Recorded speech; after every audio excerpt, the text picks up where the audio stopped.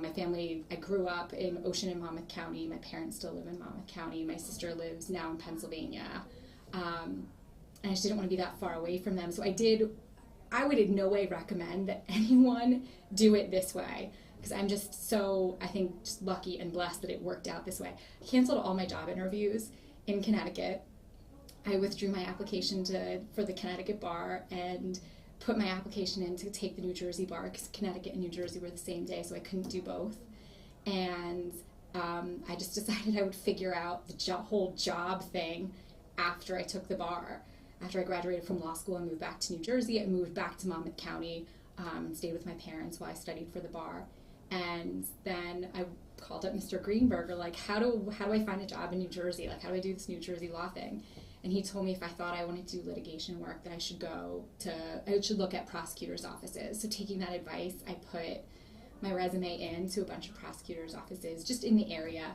And thank God, Monmouth County called me, and they had the clerkship program, which was really up my alley, being like research and writing based. Like I said, I was an English major in college. I really was a writing tutor in college. I really loved, writing. And it was the first and only interview that I had was here. The coolest thing, that opportunity that I got while I was working here was I got the opportunity to go to Quantico to meet with an expert on a case. So I have to explain all like the boring appellate stuff first to get to how I ended up in Quantico.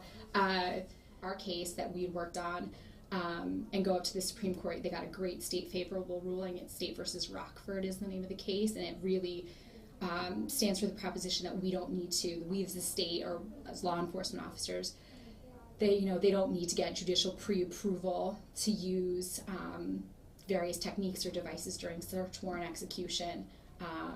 That's just going to be governed by the standard, of reasonableness, which is, for all search warrant execution. So I got to go to Quantico. That was super awesome. Got to see people, throwing flashbangs around, safely, of course. It was very non-appellate sort of field trip.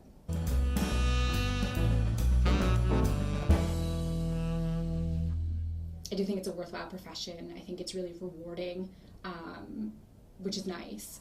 That a job not just be a paycheck, but you have that that feeling that you're doing, not to be all cheesy, but you're doing good. I'd also say, I think it's a great time for women to enter the legal profession, kind of in any space. I think we're really lucky.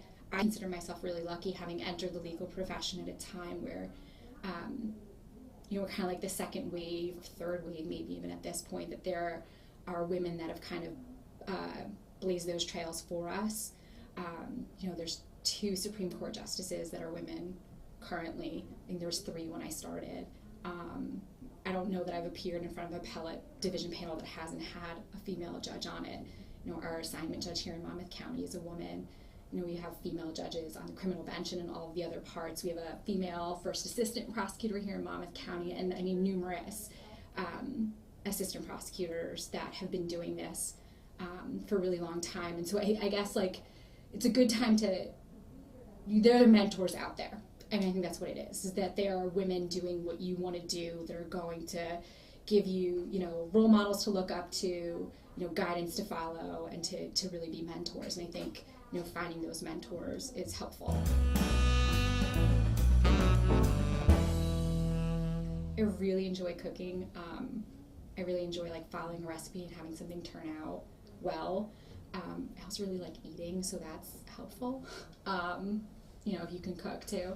And if I really need to stress, yoga helps. Just kind of, it's very not me kind of thing, because it's calm and restful, but it's good because at the end of it, it's probably the calmest I ever